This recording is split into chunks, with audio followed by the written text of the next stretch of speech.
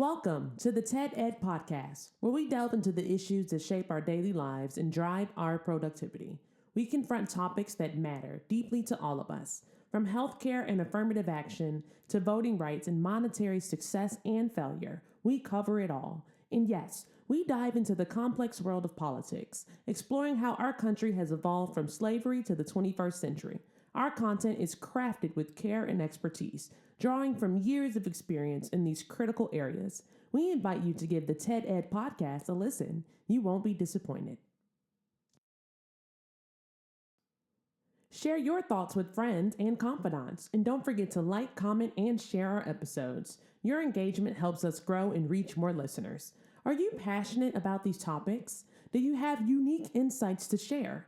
You could be one of our guest speakers. Drop us a line, send an email, or leave a comment. All requests will be considered. Join us on this journey of exploration and understanding. This is the TED Ed Podcast. Thank you, and enjoy the show. Good afternoon, my people. How's things going today? Well, the second day in a row here. Uh, my partner is still out. They took him to the hospital today, so we want to send our prayers up, make sure he's okay. Uh, man, this is we're sending our prayers up. I'm very concerned about him, and hopefully everything will be fine.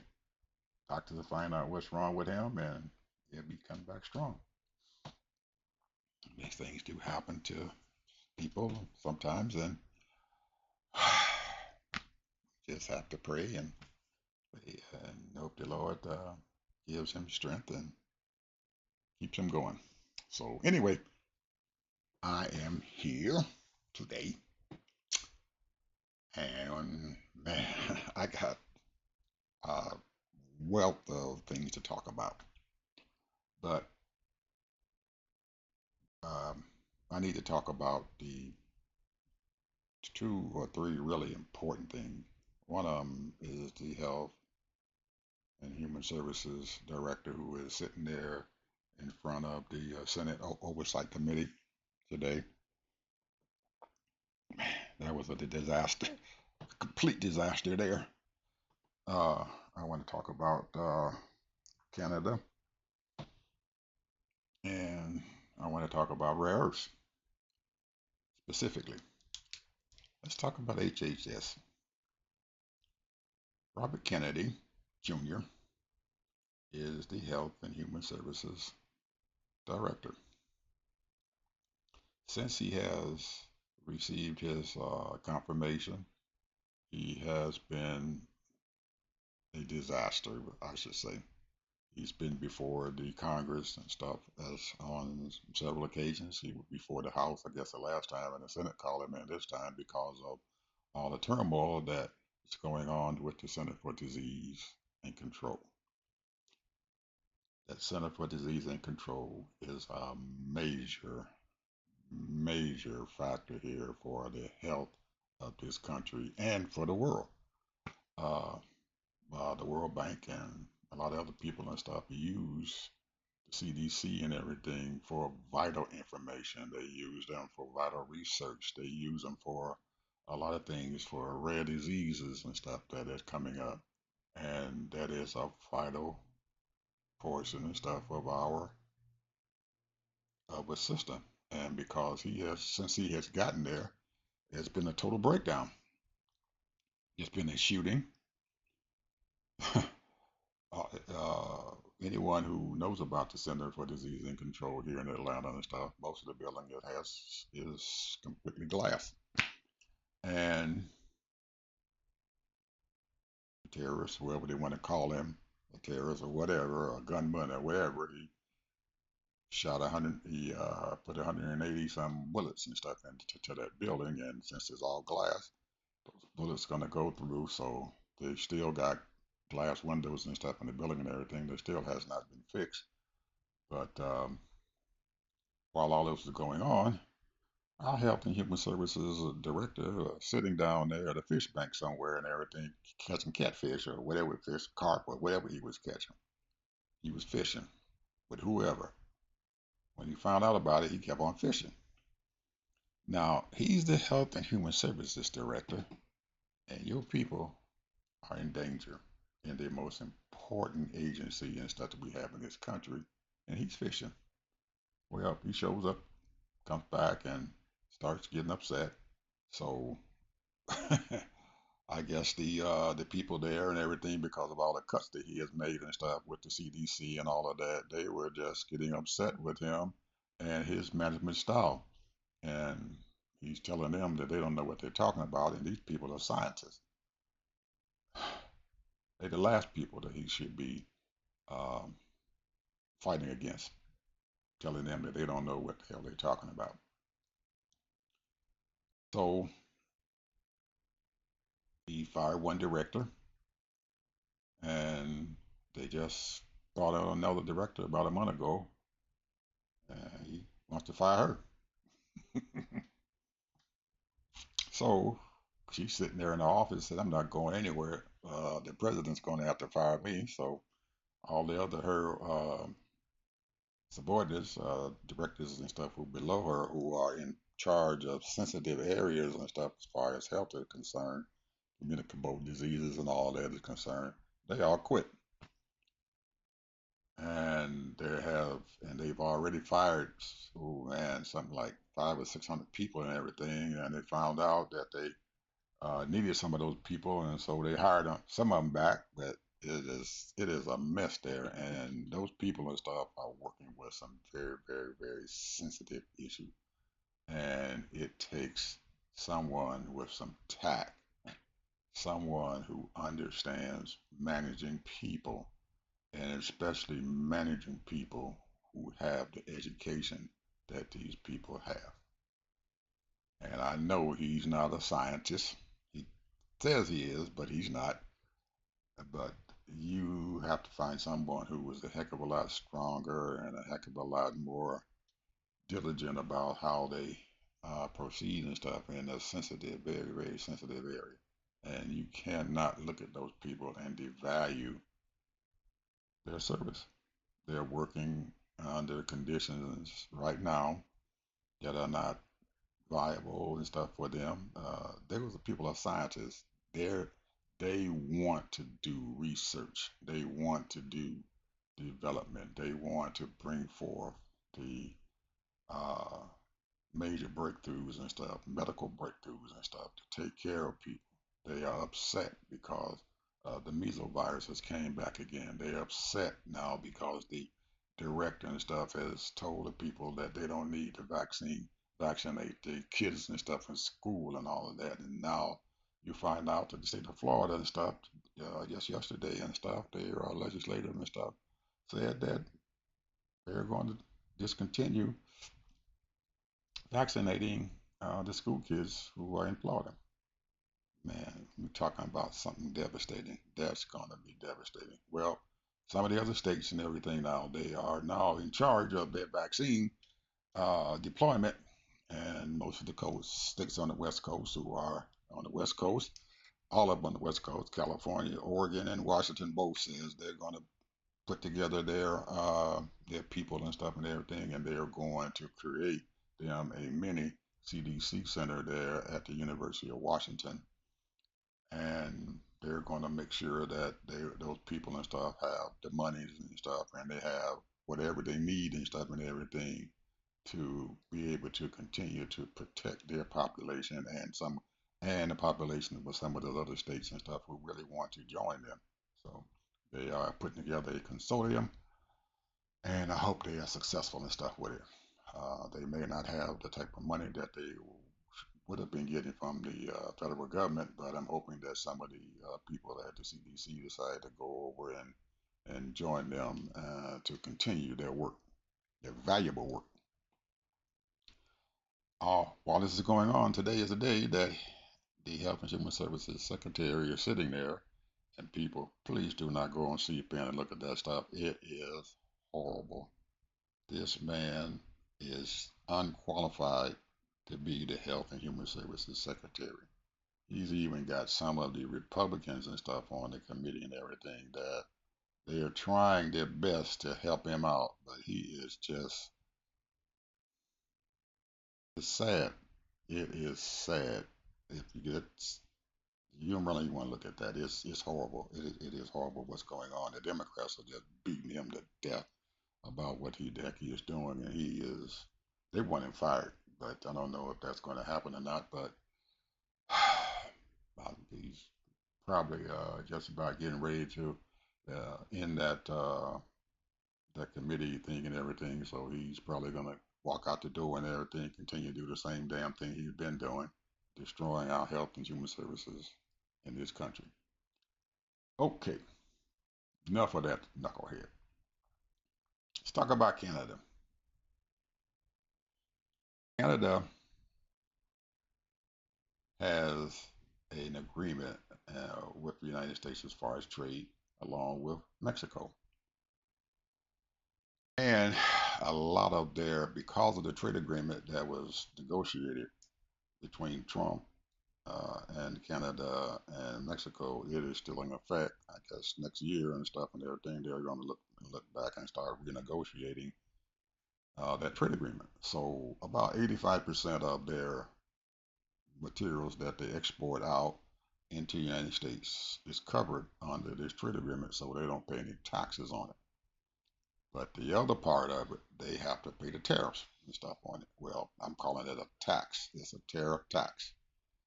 And there are people in Canada are very concerned about it because it has something to do with the technology, the auto industry, their the coal that comes into this country, the copper that comes into this country.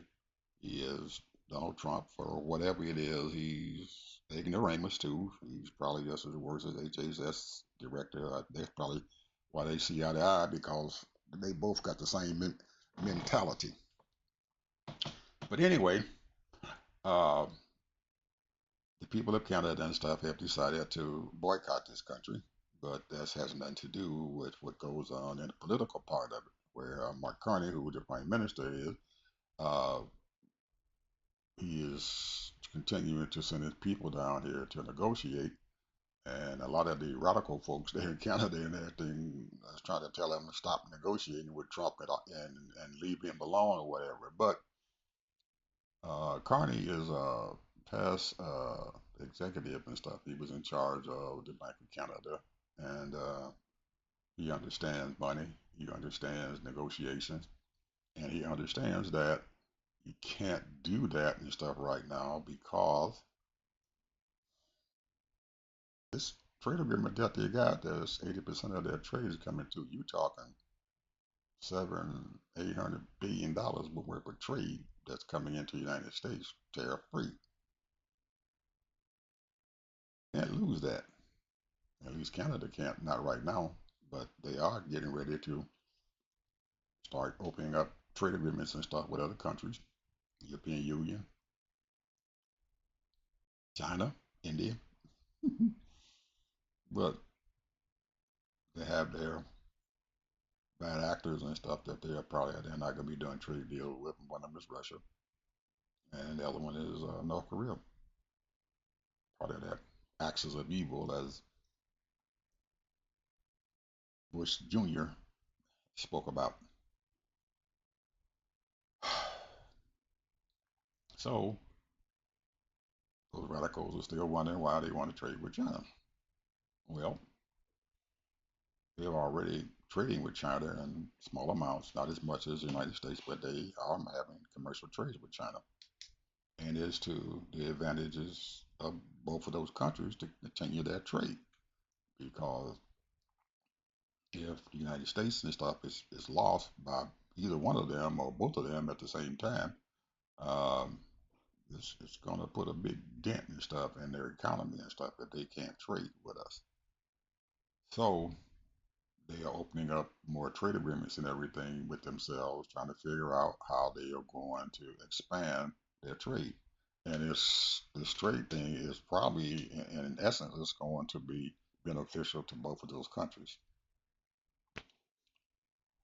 For some reason or another, China is very good friends and stuff, as we've seen. They've invited Russia over and North Korea over, and did some military exercises and everything to do whatever. So, if you had to look at where China and stuff is right now, they would be a larger Switzerland in a way. In a way, they would be a Switzerland. They are neutral, but they are good friends with everybody. They were trying to be good friends with everybody. It's hard to do that, but that's what they're trying to do. Good friends with everybody. Good friends with Russia. They trade with Russia. They trade with North Korea. They give them some things, even though they are under sanctions and stuff. China is not any involved in that stuff and everything. So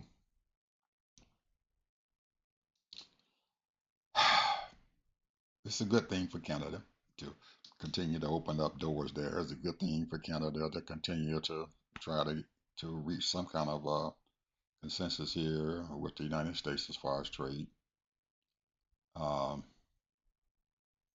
because next year is going to be very critical for them and for this country and stuff and everything to at least continue that trade agreement that they have between Mexico, the United States, and Canada.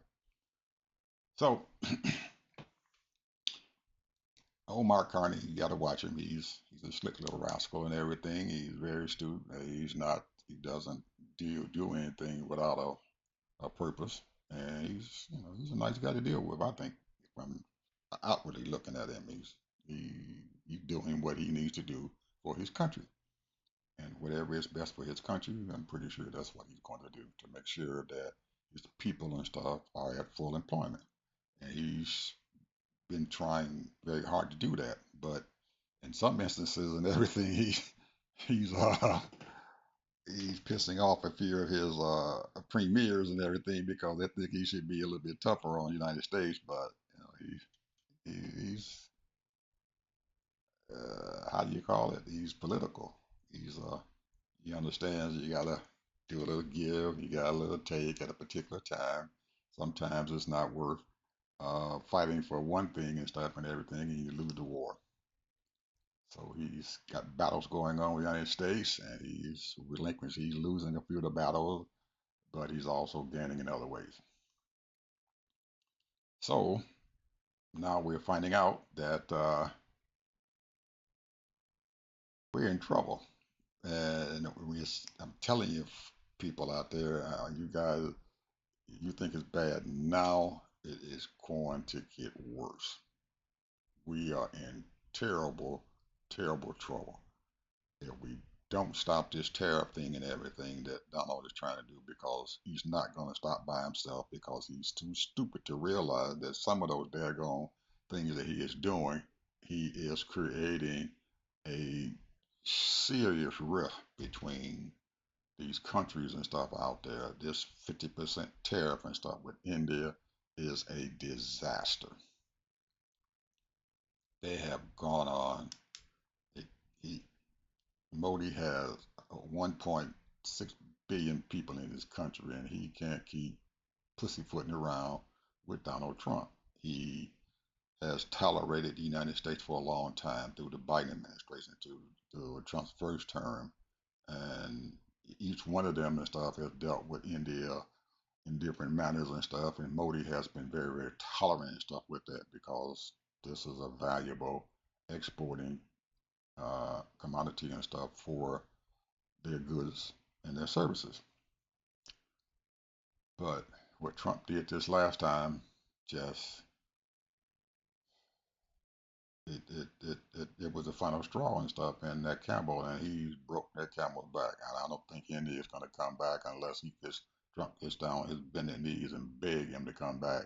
And I don't think begging is going to do it at this point, because he's been put in at least 4 or 5 phone calls to Modi and stuff to get him to come back to the negotiation table. And the Modi said, hell no, kiss my behind. I cannot deal with you. I got to take care of my people. So he's going over there and he's dealing with China. And I'm pretty sure that once he gets back home, he's got some other trading partners that he's going to probably reach out to. And he's probably going to include Iran, and it's probably going to include more is going to more include Russia and stuff because they're buying oil from them, and it's probably going to include some people from the European Union, and it's probably going to include some uh, those South Asian, East Asian nations and stuff and everything that are traded like Vietnam, Japan, um, South Korea. Anyway, South Korea and a bunch of other those about 18 of those little small countries and stuff around there. They belong to the TPP, the trade agreement that if I don't know if you guys remember, but when Obama was in office and everything, he put forth that TPP, Trans-Pacific Partnership, and that Trans-Pacific Partnership is still in existence, but it doesn't have as many people as they want to have. But um, man, they're breaking that TPP up and everything, and a lot of people and stuff are joining them and stuff now because they can't deal with the United States. So, and you also got the BRICS nations and everything out there. So, man, the environment out there in this world and stuff is changing drastically. And uh, Carney was asked the other day at a news conference and stuff, is the world more dangerous today than it was 10 or 15 years ago? And his answer was yes. But I don't think that the people and stuff, the news folks and stuff, and we're understanding that the danger and stuff is not guns or military. The danger and stuff is the fact that each country and stuff out there and everything can, the economic power and stuff now means more than a military power. If you're strong economically and everything, then you're going to be strong all over. But economically and everything, it is dangerous and stuff out there. And Trump has made it that way. He has accelerated that danger.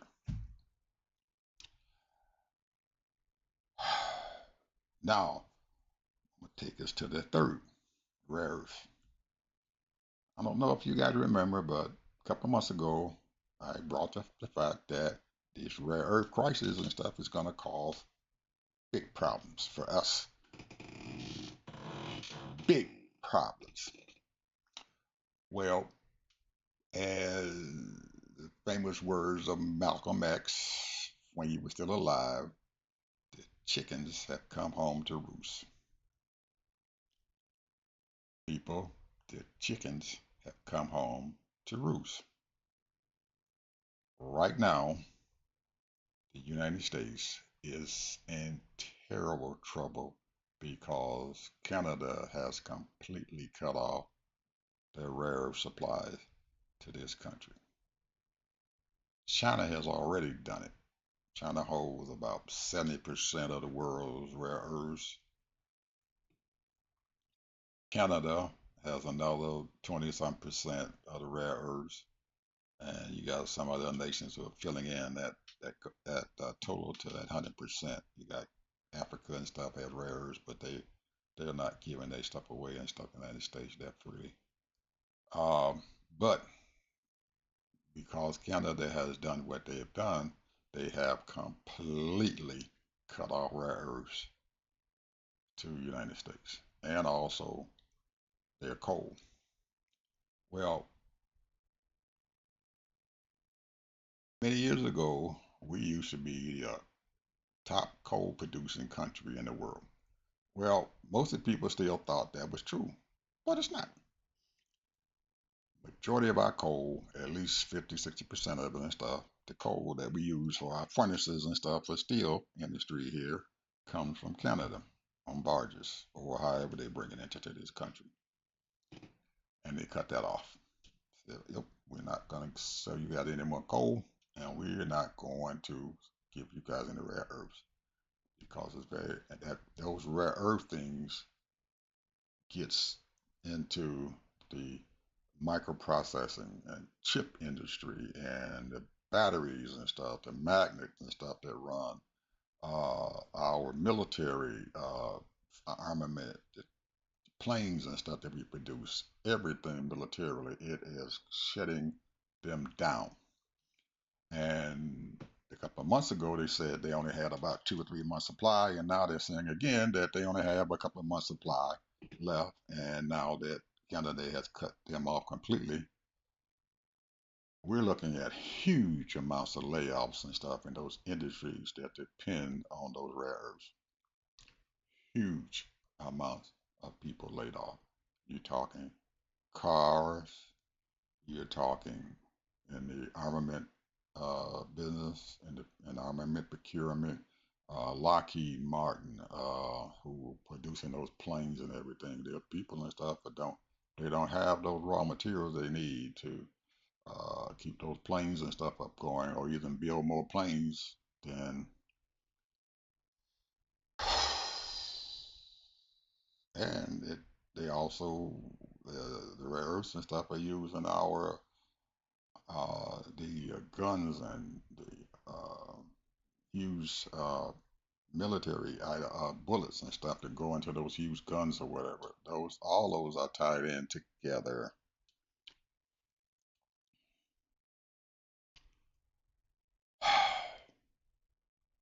So I'm pretty sure that Trump and his folks are sitting out there trying to cover this stuff up. They're doing all kind of crazy stuff here.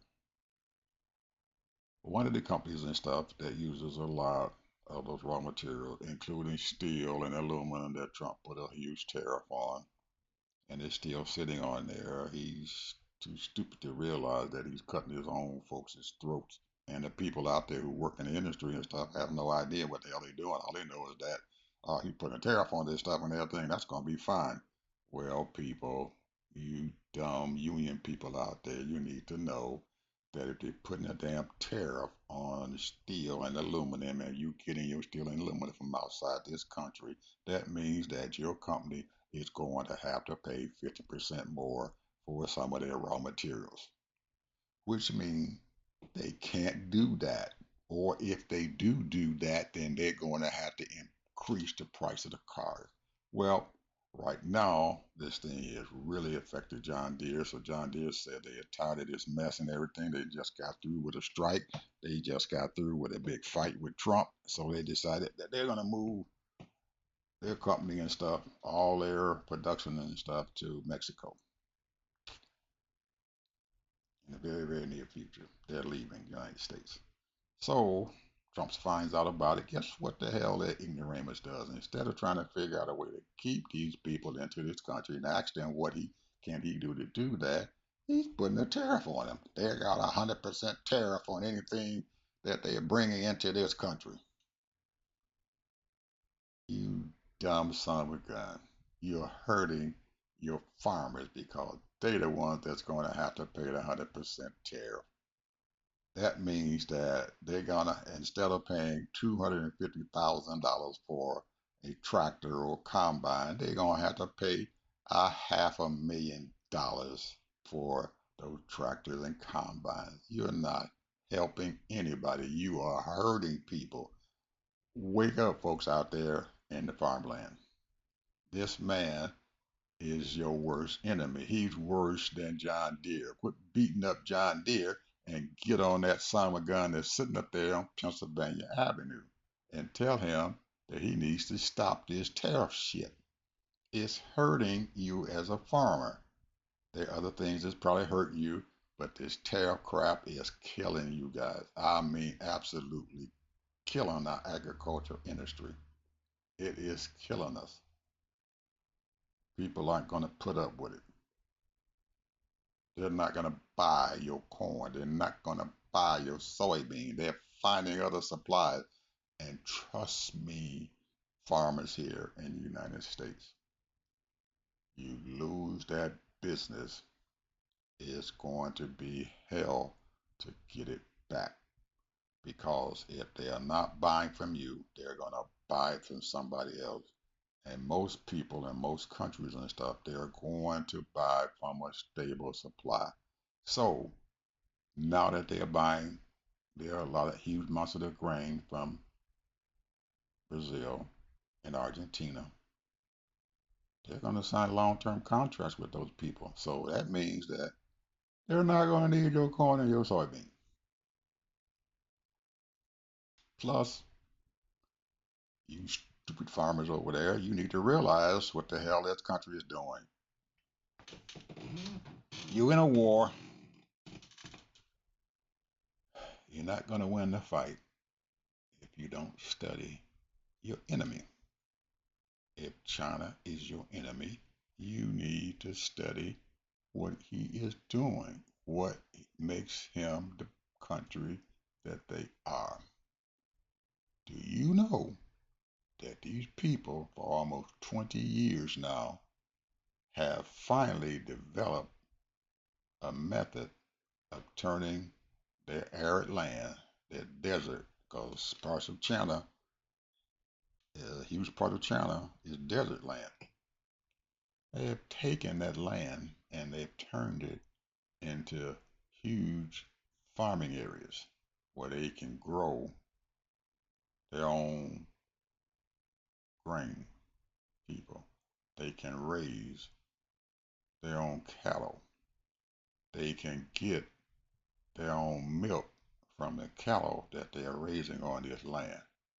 Now, true, they can't make enough to supply 1.5 billion people, but along with whatever they're bringing in outside their country will help offset what they're building, they're creating and stuff in their country. Study your enemy, people. If you sitting out there, you farmers, you better study your enemy. Your enemy is that knucklehead up there in Pennsylvania Avenue, and is also the enemy who was buying your products and stuff. You need to study him and find out what's going on. And you need to find out why they are buying their grain also from Canada. Canada is now selling a lot of corn and soybean and wheat to China.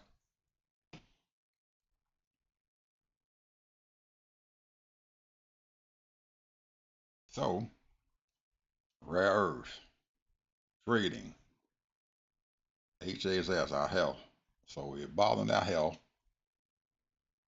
he's bothering our agriculture, and now he's screwing up our tech industry.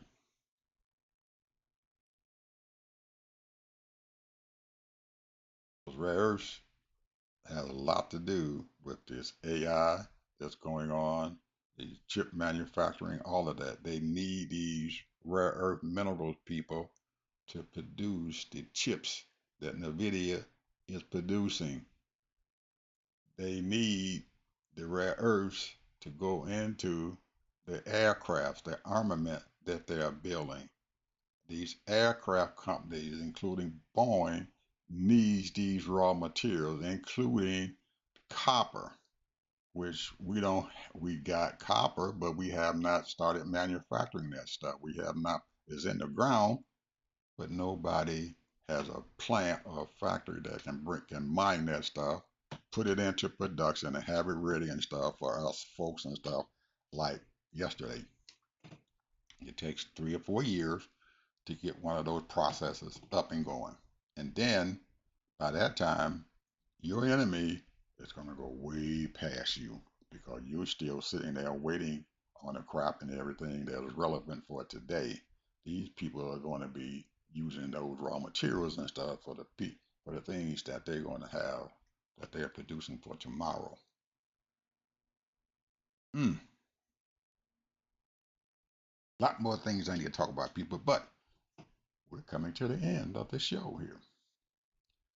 Uh, Most of the stuff, people, that I'm talking about, all you folks out there who are going to work every day, it is going to affect you, people. It's like a ripple effect. You throw a rock into a pond or a lake, it's going to start spreading out. The waves are going to start going out, and it's going to hit a whole lot of people.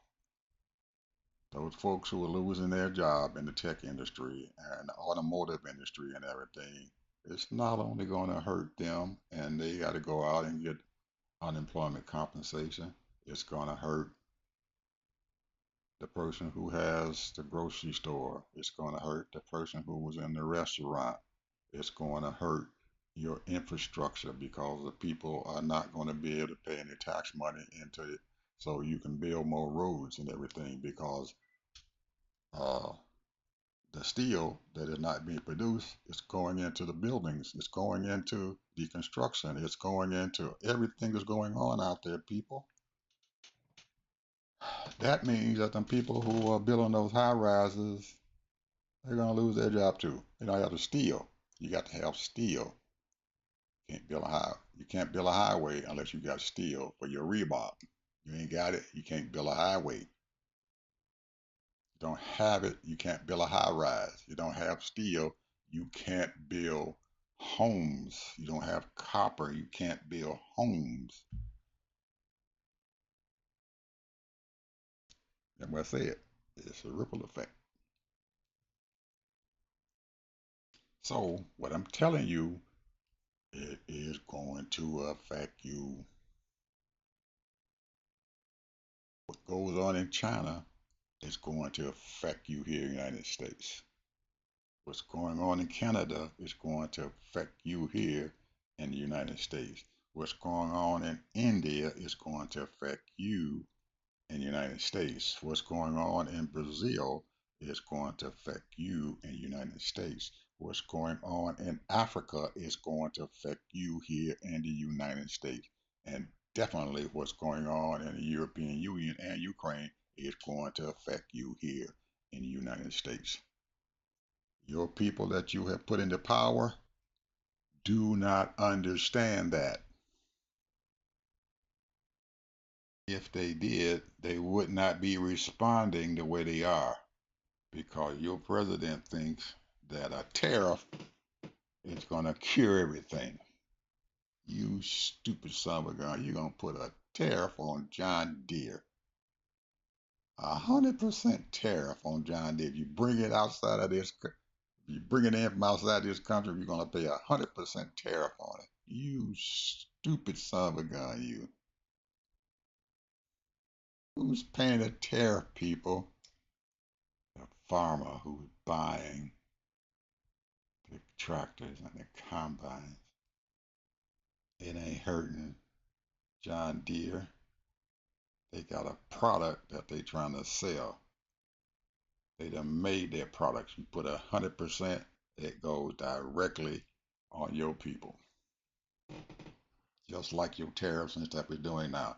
So hopefully, people, somebody up there in the Supreme Court, those folks in the black robes who think they the almighty gods and everything, will shut this man down with his tariff crap, and we can get this country back to some semblance where we can deal with what the heck is going on around this country, and we can start having trade, and we can also start bringing products and stuff from outside this country because we are not a manufacturing country anymore.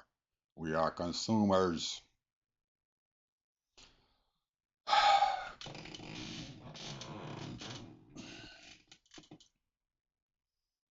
Not going to be a cure all, but I guarantee you, folks, it's going to help some way. And this big, beautiful bill is getting ready to come down the pipes. It is going to tear us apart because our debt is the next big enemy that's out there. You got the tariffs, and coming right behind that is your debt. We cannot afford to pay over $1 trillion in interest on our debt. Interest, not the principal, people. The interest is over $1 trillion a year. You haven't even touched your debt. That $1 trillion does not even bother the principal. You still owe the principal that 37 trillion or that 39 trillion is going to happen, or the $40 trillion that's going to happen before the end of the year, because we're going to hit that $40 trillion number as far as our debt real quick, people. Donald is running it down. That clock, he's running it. He is destroying us. And he is continuing to do it, and nobody is willing to stop him. So, anyway, keep your prayers up for my brother. Keep your prayers up for me. Keep your prayers up for all of our folks out there who are going to be struggling. Keep your prayers up, people. and understand that we are all in this same battle together, people. If we don't get that, if the Democrats don't get it and the Republicans don't get it, we're in that battle together. All you people up there on Capitol Hill, Democrats and Republicans, if you guys don't realize real soon that we are all in this battle together, we are going to die together. And all you folks who are taking all the millions of dollars from the billionaires and stuff and everything to enact all of their bills and whatever they want to do, and you selling us out down the drain, $1 million is not going to be worth shit. You understand? It ain't going to buy you nothing if your country is dead and we are not doing anything, we are not producing anything, and you've got millions and millions and millions of people out there in food lines who trying to feed their children who can't even pay for their basic needs. They can't pay their rent. They're getting thrown out of their homes, their apartments, or whatever. They can't pay for their cars. They can't pay for their insurance. They can't get to work. They've been laid off. Your unemployment compensation and stuff is run out. Everything is gone. You don't have any money left, people. When the federal government decides that they're cutting off Medicaid and everything completely to these states out there, these little small states who don't have the money, who are getting over half of their income comes from the federal government, and it's being cut off, you're not going to have the services out there in those towns that you were taking for granted. Same thing goes for the people in these big cities, those little bitty towns, and all those other folks out there, folks. You guys need to get together and do something. You can't sit there and follow this man blindly. He is taking us to the devil. Realize this and stop him. Do something, or your children are not going to be able to make it. They're going to be in so much debt. Will look like a third world country, people. I know some of you guys out there don't see it, but it's coming. So we're going to end this doom and gloom session here.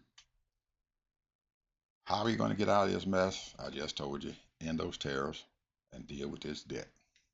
Got to deal with that debt. We don't deal with that debt, we're going to go down, people. Get rid of the tariffs. Get this debt thing under control. Get it under control. Make them billionaires and stuff pay their fair share. Cut them tax cuts out. Congress need to act. Get the big beautiful bill and throw it out the damn door and start all over.